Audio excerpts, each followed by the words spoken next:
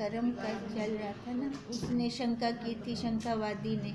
सबसे पहले तो उसने ये कहा था कि ये जीव कर्मों से मुक्त कैसे हो। फिर कर्म बताए गए 3 प्रकार के कर्म, संचित कर्म, क्रियमाण कर्म और प्रारब्ध। फिर उसका ये शंका थी कि अब ये कैसे भी पता कैसे हो भी कौन से संचित हैं, क्या क्रियमाण है और प्रारब्ध है। फिर वो समझाया सारा। अब उसके बाद अब दे रहे हैं एक दृष्टांत। जैसे कोई पुरुष निद्रा अवस्था में किसी छत से नीचे गिर पड़े।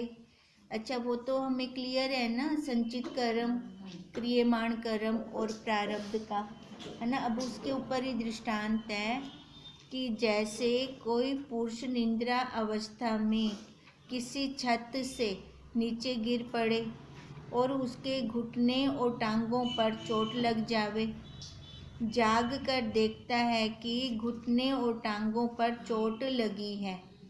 उस टाइम जाग के देखता है वो, तो फिर उनका उपाय भी उसको करना पड़ता है। उसी प्रकार अज्ञान रूपी निद्रा में जो कर्म किए गए हैं, अब जैसे वो नींद में था तो गिर गया छत से नीचे, तो उसको चोट लग गई, तो चोट लगने का वो उपाय ढूंढ रहा है। अब कहते हैं वो नींद में था। अब ये नींद क्या है? अज्ञान, अज्ञान रूपी नींद। अब इसी प्रकार अज्ञान रूपी निद्रा में जो कर्म किए और उनका अभिमान किया, अज्ञान में तो मैं करता हूँ ना, कर्तापन से हमारे कर्म होते हैं सारे, और उनका अभिमान किया गया, उसका फल यह कर्ममय शरीर। अज्ञानता के साथ जो कर्म किए उसका फल, अब ये शरीर लेके बैठी हैं हम। अब कहते हैं उसको चोट लगी। अब ये वो चोट क्या है? ये अज्ञानता में शरीर, कर्म में शरीर जो फोड़े की तरह जीव को लग गया। अब चोट क्या लगी? ये शरीर, ये जीव बन बैठा ना अपना ये। अब यद्यपि जागृत अवस्था जो ज्ञानवत है, अब जीव बन बैठे, अब पिछले शरीर के फोड़ा है ये हमारा। अब कहते हैं वो जाग कर उसने उसका उपाय किया। अब वो जागना क्या है? वो ये हमारी ज्ञान वाली अवस्था। कहते हैं अब यद्यपि जागृत अवस्था जो ज्ञानवत है प्राप्त भी हो, तथापि शरीर के निमित्त, अब चाहे ज्ञान वाली अवस्था में प्राप्त भी है तो भी ये फोड़ा तो लगा पड़ा है ना। अब इसके लिए अन्न जल का उपाय फिर करना पड़ता है, मतलब संसार में व्यवहार करना पड़ता है, क्योंकि फोड़ा ठीक कैसे होगा? ये अन्न का बना हुआ है ना, अन्नमय कोश कहते हैं, तो ये अन्न से जीवित रहेगा। अब अन्न को लेने के लिए फिर हमें पुरुषार्थ संसार वाला करना पड़ेगा। अब कहते हैं यदि विचार कर देखें तो ज्ञानवान की दृष्टि में प्रारब्ध भी नहीं। विचार से देखते हैं तो ज्ञानवान को वो प्रारब्ध नहीं दिखती। क्यों नहीं दिखती? वो क्योंकि जुड़ा पड़ा है साथ में, और प्रारब्ध पिछले शरीर के जो ये फोड़ा बना बैठा है इसकी प्रारब्ध है ना। अब की तो प्रारब्ध नहीं होगी ना ज्ञानवान की दृष्टि में, क्योंकि वो देख ही नहीं रहा क्रियमाण कर्म, वो मतलब बना नहीं रहा। क्रियमाण कर्म ही प्रारब्ध बनती है। अब पीछे वाली क्रियमाण कर्म ये बनी बैठी है हमारी प्रारब्ध। कहते हैं विचार कर देखें तो ज्ञानवान की दृष्टि में प्रारब्ध भी नहीं, क्योंकि उसने अपना शरीर व कर्म को मिथ्या जान लिया। ज्ञानवान तो वही होगा ना जिसने अपने शरीर को और कर्म को, अब ऐसा तो नहीं होगा कि वो कर्म नहीं करेगा, कर्म तो करेगा, पर उसमें कर्तापन नहीं होगा उसका। वो शरीर को भी कर्म को भी दोनों को वो मिथ्या जानता है। वह नाश रूप समझकर अपने को इससे न्यारा, हमारा कल चल रहा था ना, ये अपने से अलग है, हमें ऐसे दिखे, दूसरा दिखे हमें ये। अब जैसे दूसरा दिखता है, दूसरे के पाप और गुण हमें नहीं लगते। दूसरा बहुत अच्छे कर रहा है, उसको पुरस्कार मिल रहा है, उसको मिल रहा है, बहुत अच्छा कर रहा है तो उसको मिल रहा है, हमें तो ना मिला। जैसे बच्चे क्रिकेट देख के खुश हो रहे होते हैं, इनाम तो वही लेते हैं। अज्ञानता ही है ना, दूसरों को देख देख के खुश होना, अपना टाइम बर्बाद करना। अब यही कहते हैं, क्योंकि वो कैसी, उसकी समझ कैसी है ज्ञानवान की, कि ये शरीर मिथ्या है और इसके कर्म भी मिथ्या हैं, और अपने को इससे अलग समझता है और सतचित आनंद रूप मानता है। अब उसकी स्थिति कहाँ पर है? अपने स्वरूप में। अपने को वो कैसे जान रहा है? सतचित आनंद। सतचित आनंद क्या है? अब स्वरूप तो हो गया ना, ये शरीर तो नहीं है ना। उसने कैसे देखा इसको? भाग त्याग लक्षणावृत्ति द्वारा।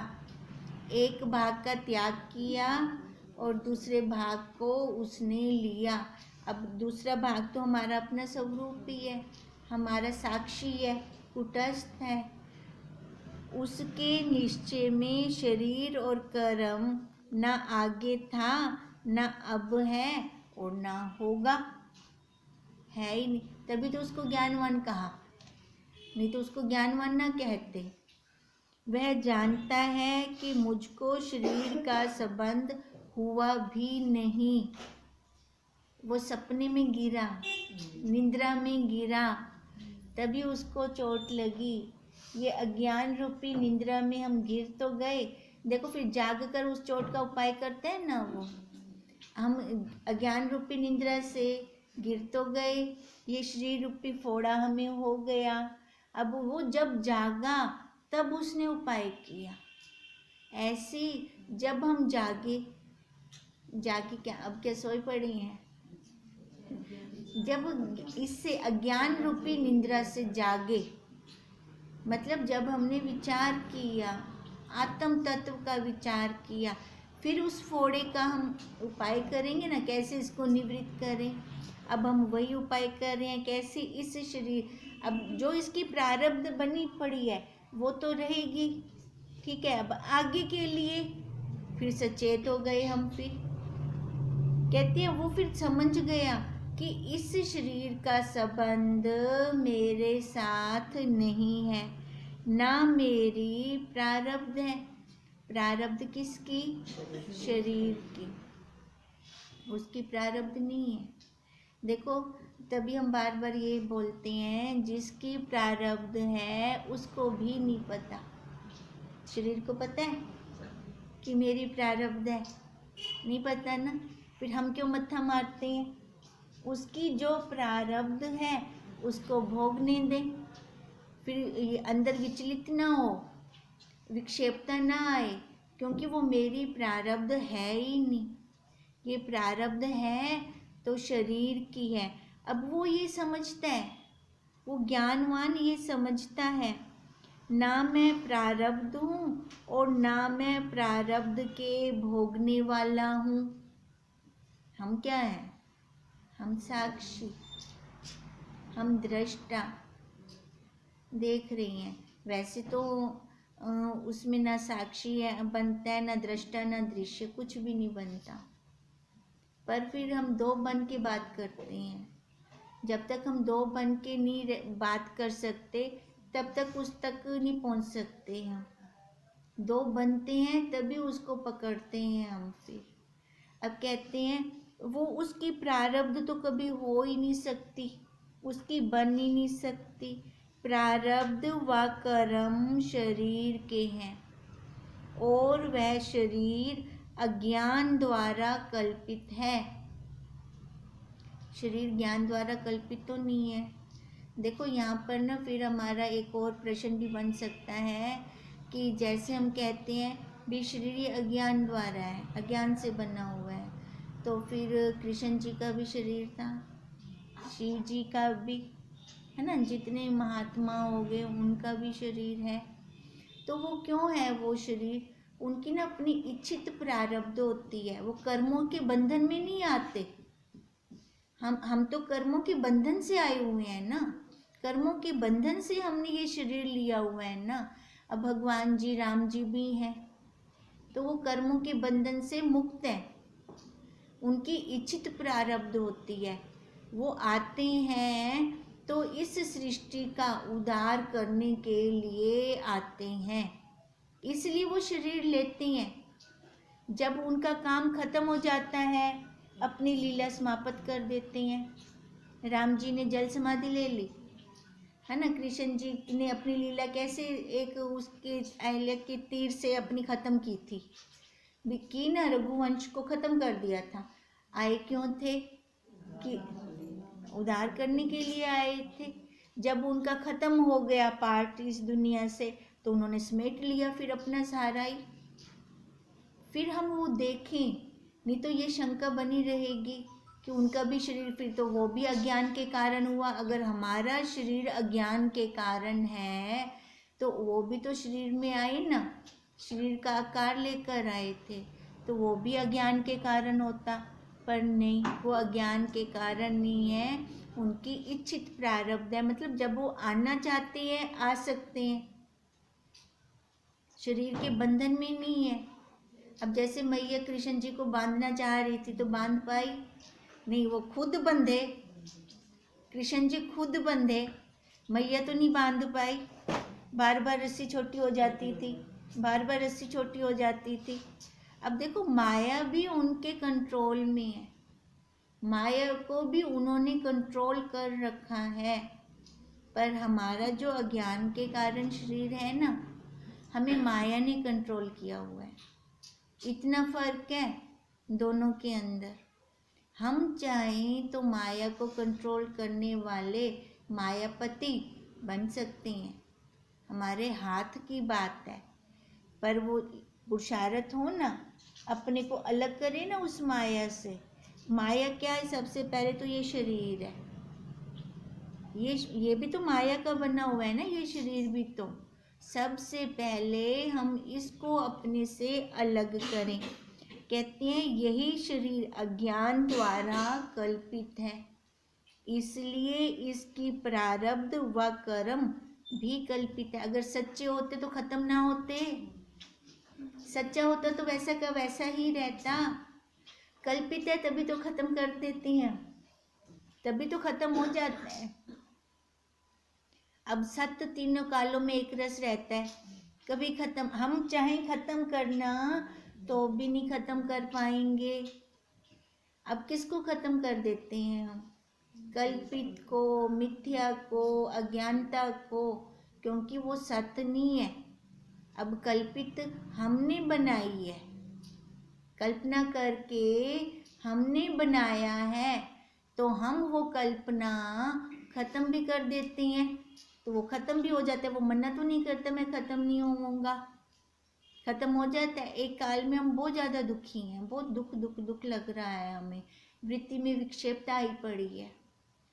पर दूसरे काल में हम अपनी वृत्ति को सेट कर लेते हैं, तो वो विक्षेपता कहाँ गई? अगर वो विक्षेपता सत्य होती तो कभी ना जाती, पर वो चली जाती है विक्षेपता। तो इसका मतलब सत्य हमारा स्वरूप है, जो हमने कल्पना से बनाया हुआ है वो सत्य नहीं है। इसलिए कह रहे हैं, इसलिए इसकी प्रारब्ध व कर्म भी कल्पित हैं और अज्ञान रूप है। अज्ञान रूप से हमने खत्म कर दिए तो खत्म हो गए ना। उन्होंने मनन तो नहीं किया मैं खत्म नहीं होऊंगा, मैं अज्ञान से रहित केवल ज्ञान स्वरूप हूँ, क्योंकि मैं जानने वाला हूँ। मैं जान रहा हूँ कि ये अज्ञानता के कारण आ रहा है, अविद्या के कारण ये दुख आ रहा है। अगर अविद्या को हम खत्म कर देते हैं तो वो दुख भी खत्म हो जाता है। इसलिए तो मैं क्या हुआ? मैं ज्ञान स्वरूप हुआ, मैं उसको जानने वाला हूँ। इसलिए शरीर व प्रारब्ध दोनों मुझ में नहीं है।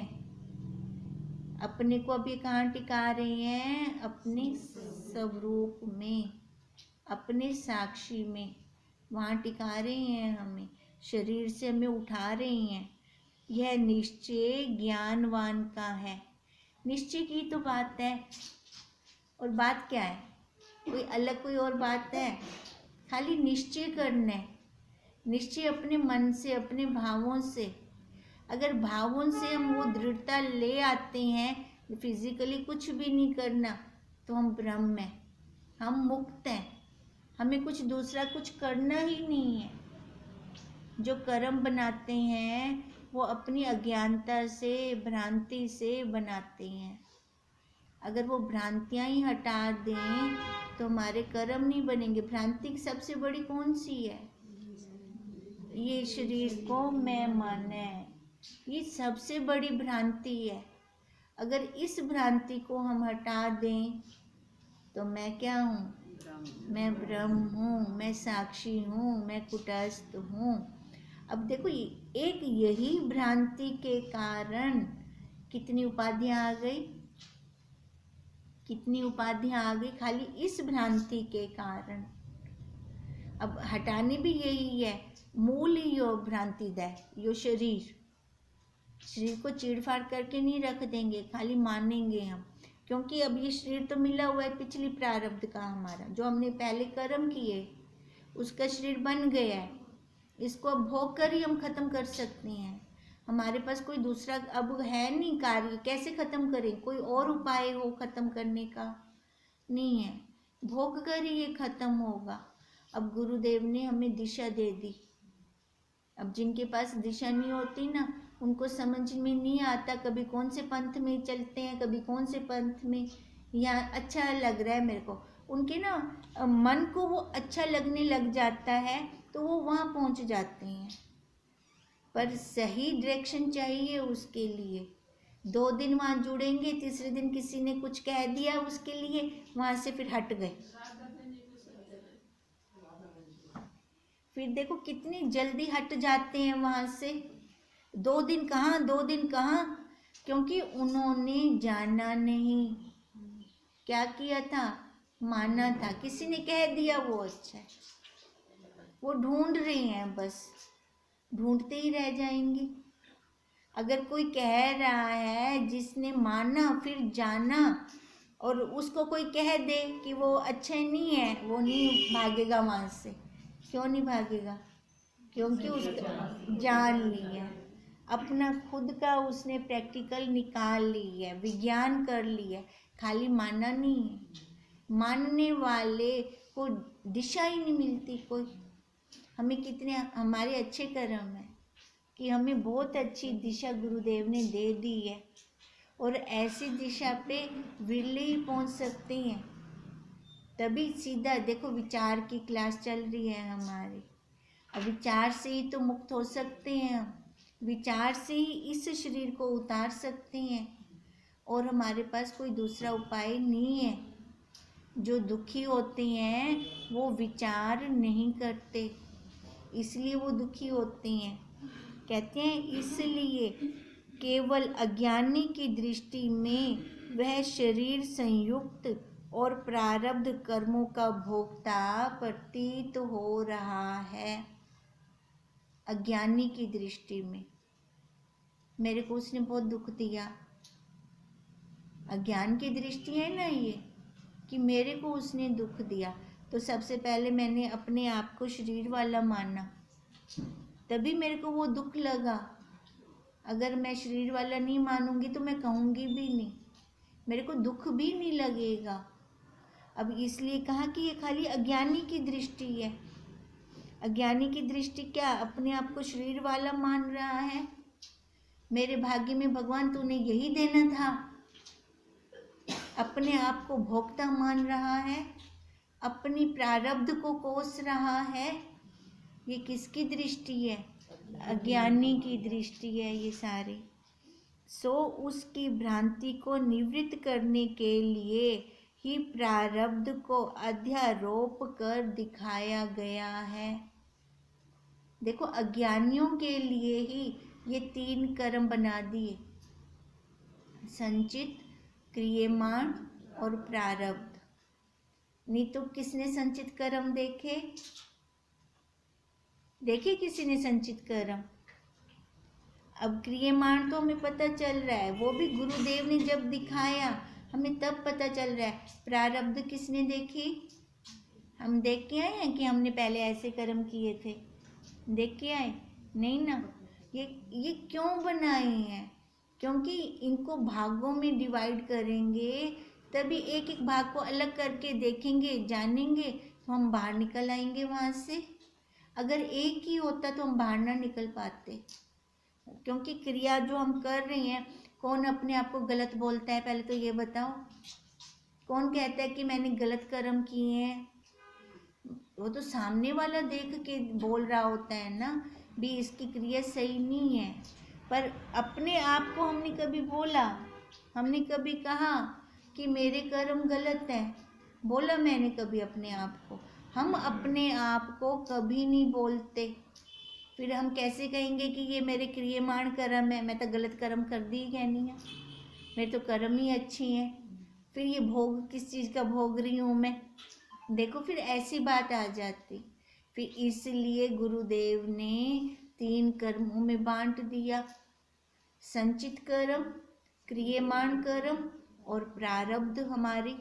कहते हैं वैसे तो ये है ही नहीं, है नहीं कुछ भी। ये सारे आरोप लगा रही हैं। कहाँ है उसमें? साक्षी में कुछ है?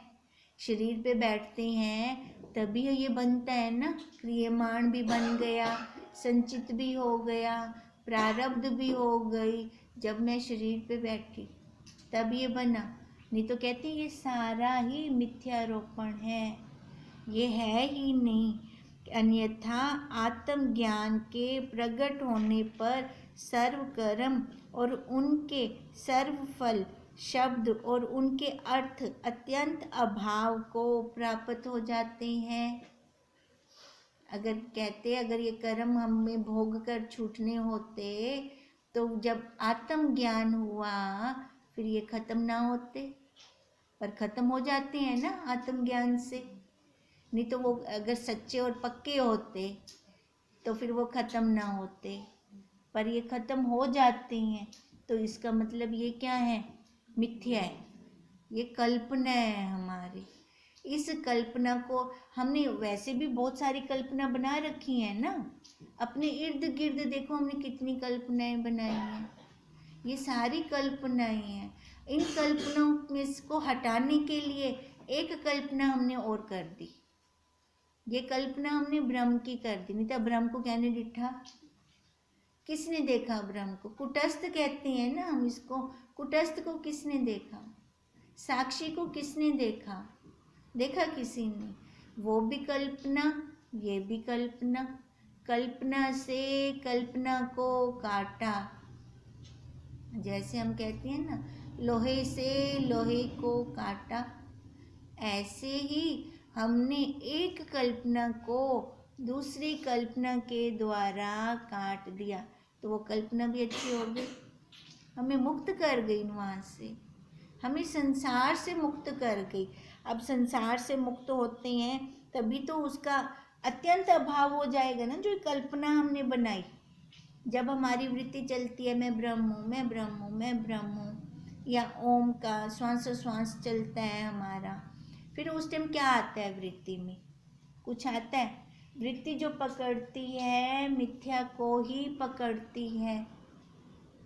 दूसरे तो हम पकड़वा रहे हैं, दूसरा जो अपने स्वरूप का था वो इसको पकड़वा रही हैं, वो वाला खिलौना दे रही हैं, क्योंकि एक खिलौना लिया हमने इससे।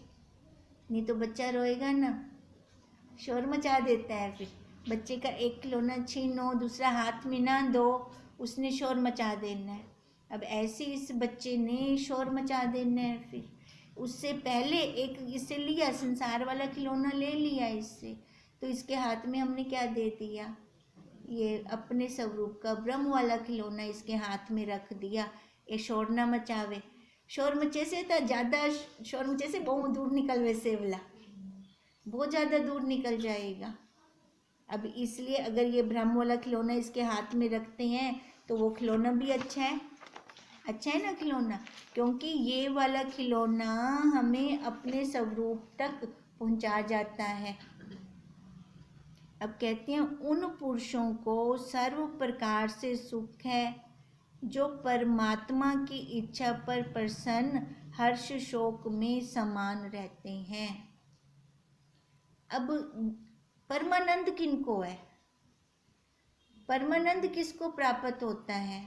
जो इस संसार में भी है और शरीर वाला भी है और फिर भी परमानंद है, उसको परम आनंद है। किनको होगा? जो ना हर्ष में ज़्यादा खुश होते हैं ना शोक में दुखी होते हैं, दोनों में जिनकी सम अवस्था होती है। व्यवहार सारा होगा पर अंदर क्या है? अंदर विक्षेपता है कि नहीं है? देखो हमारे भाव हमारे चेहरे पे आते हैं हमारे भाव। वो भाव क्यों आते हैं चेहरे पर? जब वो अंदर तक होते हैं तभी वो भाव हमारे चेहरे पर आ जाते हैं। अगर खाली हमें नाटक करना होता है, जब हम नाटक करें तो नाटक के बाद एक्टर कैसे एक्टिंग करते हैं? एक्टिंग करते हैं ना एक्टर, उस टाइम तो लग रहे होते हैं कैसे उनका वो जो हम फिल्म में देख रहे होते हैं पूरा घर परिवार कैसे एक्टिंग हो रही होती है, पर जैसे उस रोल से बाहर आते हैं फिर कैसे होते हैं? होते ही पत्नी भी होंदी है, बच्चे भी होंगे, पर जैसे ही बाहर आते हैं उस रोल से उनकी वो पत्नी तो नहीं है ना, वो बच्चे तो नहीं है ना, पर उस टाइम कैसे लग रहे होते हैं एकदम हमें मिले हुए कि सच है ये इनका। पर बाहर आते क्योंकि उनकी बुद्धि में दृढ़ता होती है कि ये परिवार मेरा सच नहीं है, बाहर आते ही वो ख़त्म, वो रोल जहाँ कट क्या आवाज़ आती है ना, कट, वो ख़त्म, वो कट, तो अपने असली स्वरूप में आ जाते हैं। अब ऐसे गुरुदेव हमें कहते हैं कि वो कट, पति आया पत्नी बनवन तो उनके बाद कट की आवाज़ आए, बच्चे आए माँ बन जा, पर उसके बाद कट की आवाज़ आए, तो फिर अपने असली स्वरूप में आ जा। अब असली स्वरूप में हमारा असली स्वरूप तो वही है साक्षी, अगर उसमें आएंगे ना व्यवहार सारा अच्छा हो जाएगा और अपने परमानंद में रह सकते हैं हम। उसमें शौक नहीं है, उसमें कोई सुख भी नहीं है, आनंद ही आनंद है, आनंद ही, दूसरा कुछ है ही नहीं वहाँ पर दूसरा कुछ हो तभी तो मेरे को दुख भी लगे और सुख भी लगे। दुख सुख हमें बाहर से दूसरे से लगता है, दूसरेपन से लगता है, अपने में कहाँ दुख और कहाँ सुख। जब हम दूसरों को पकड़ते हैं तो दुख भी आता है सुख भी आता है। एक बार अपने स्वरूप में आ जाएं, अपने से कभी राग हुआ हमें, अपने आप से हमें कभी प्रेम हुआ, प्यार हुआ? प्यार कैसे होता है? दूसरे से होता है ना। तो ऐसे गुरुदेव कह रहे हैं कि जब एक बार अपने स्वरूप में आ जाना है, व्यवहार के लिए दूसरा है, आकार है तो व्यवहार है, पर है वही। अच्छा, हम उसको ये नहीं कह सकते ये अच्छा है ये बुरा है, नहीं, गुण है, ये उसके गुण बोल रही हैं, ये इसके अपने भी तो गुण हैं, है ना, दिखते हैं। पहले अपने गुणों को देखने का अभ्यास हो जाए, दूसरे की तरफ तो उंगली बहुत जल्दी जाती है हमारी, अपनी तरफ अपने गुणों को देखने का अभ्यास होगा तो बहुत जल्दी हम यहाँ से बाहर निकल सकते हैं, क्योंकि उलझते हैं हम, यहाँ पर उलझन आ जाती है हमें। अब यहाँ से बाहर निकलने का तरीका यही है। अच्छा, वो तभी तो कह रही है वो जो पुरुष अपने स्वरूप में रहते हैं वो परमानंद की स्थिति में होते हैं, और जो जिसके अंदर परम आनंद होगा वो प्रसन्न होगा ना। वो कहते हैं वही इच्छा पर प्रसन्न हर्ष शोक में समान, फिर वो दोनों अवस्थाओं में समान है, स्वप्न रूप जगत का दृष्टा है वो। अब जगत कहाँ है? ये शरीर है ना, तो इसको देख रहा है। अब देखने वाला दृष्टा, जो दिख रहा है वो दृश्य, तो इस स्वप्न रूप जगत का दृष्टा है, एकांत देश में स्थित है, जहाँ पर एक का अंत हो जाता है, एकांत। अब एकांत अलग से कमरा बंद करके नहीं, वो है, वो भी ठीक है, वो साधक की शुरुआत की स्थिति है, पर बाद में इस इंद्रियों के दसों की दसों इंद्रियों का एकांत होना चाहिए। सबकी परीक्षा करने वाले सबसे असंग व्यवहार को कलोलवत करते रहते हैं। देखो, कलोलवत करते हैं व्यवहार, व्यवहार बंद तो नहीं कर दिया, व्यवहार हुआ, पर कैसे हुआ? असंगता से। और कलोल, कलोल किसको कहते हैं? जो प्रसन्नता से कर देता है सारा व्यवहार, सारा व्यवहार कर देना है। क्योंकि शरीर को जब ज्ञान हो गया तो बुत कितने एक कमरे में बंद थोड़ी कर देंगे, जड़ थोड़ी बन गया है ये, व्यवहार तो करेगा ना, सारा का सारा व्यवहार करेगा, पर असंगता के साथ करेगा।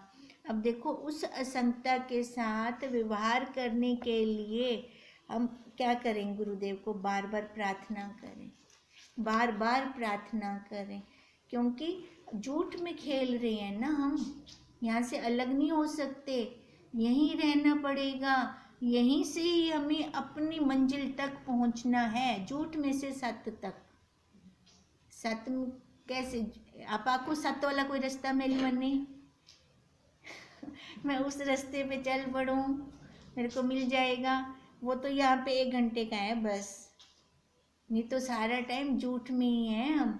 यहाँ पे भी 1 घंटा कह रहे हैं, झूठ नाल चिपकाई बैठूं, ये शरीर झूठ साथ हम चिपकाई बैठे हैं। तो उसके लिए प्रार्थना हो हमारी, बार बार प्रार्थना हो। जब घर से हम यहाँ तक आते हैं ना, अपनी जो आरती है ना बहुत अच्छी है, जोत से जोत जगाओ। अब जब भी घर से यहाँ तक आओ, आरती करते आओ। यहाँ पे जो पहले आता है वो आरती कर लेता है, इधर जो भी पहले आता है इस भवन पर वो आरती कर लेता है, बाकी सब तो नहीं कर सकते। अपना नियम बना लो, ये जोत से जोत जगाओ, सदगुरु जोत से जोत जगाओ, मेरा अंतर तिमर मिटाओ। ये आरती ना करके भी घर से निकलो, पता है मैं इधर भवन पे आ रही हूँ, आरती घर से शुरू कर दो, वहाँ से करते आओ, घर से करते आओ आरती, अपनी प्रार्थना। ये आरती बहुत बहुत अच्छी है, अंतर तिमरी तो है हमारे, और क्या है, वो ऐसे खत्म होगा। हमारी प्रार्थना वहाँ तक पहुँचती है, वहाँ तक पहुँचती है। घर में कोई और उलझन, जब आओ तो कोई घर की उलझन लेकर मत आओ, ये आरती बस घर से बाहर निकलना है, कपड़े डालने से ही शुरू हो जाए तो अच्छी बात है, जितनी बार हो सकती है हो जाए आरती। एक एक शब्द को गुंजाओ अंदर। 2 दिन से आ रहा था कि बोलूँगी, भूल जाती थी मैं, बार बार भूल जाती थी। एक एक अर्थ इसका गूंजे अंदर, वो गूंजता है ना तो अपनी प्रार्थना उसके तक पहुंचती है। आरती तो आती होगी ना सबको ये वाली, है ना, जोत से जोत जगाओ। ये जब भी घर से निकलो सत्संग के लिए आपस में बात मत करो, और यहाँ से जब जाओ तो भी बात मत करो। तो क्या करना है, आरती को अपनी गुंजाते जाओ, ये आरती हम बोलते जाएं, बहुत फायदा है इसका, बहुत बेनिफिट है। और एक हमारा होमवर्क वो चल रहा था कि कर्म देख रही हैं हम, याद रह रहा है? हाँ, कितनों को याद रहता है? अच्छा, याद है ना? सामने जो भी आए, जो भी संबंध वाला आए, संबंध इस शरीर का है ना, तो उसी टाइम आ जाए हमारे ध्यान में कि मेरा कर्म आ गया। जब देखो हम ऐसे कर्म देखते हैं तो हमें ना दुख होता है न सुख होता है, दोनों को देखने वाले बन जाते हैं। यही तो चाहिए हमें, यही तो चाहिए हमें, न दुख हो न सुख हो, बाकी और जो व्यवहार हो उसमें सजगता हो, सजगता के साथ व्यवहार करें। अगर यही हमारे होमवर्क, एक कर्म वाला और एक हम आरती ये करके आए, मतलब करते आए रास्ते में, तो अपनी प्रार्थना बहुत जल्दी उस तक पहुंचेगी। हम एक कदम चलते हैं, वो हमारे लिए 10 कदम चलता है, और हमें वैसे वैसी संगत के साथ जोड़ देता है वो फिर। ठीक है, अब ये 2 होमवर्क हैं, एक कर्म वाला चल रहा है हमारा और एक ये वाला आरती करके आनी है, मतलब करते आओ रास्ते में, अंदर गूंजती रहे, एक एक अर्थ गूंजे उसका, और जाते हुए भी वो गूंजे, हमारे अंदर गूंजे वो। ओम।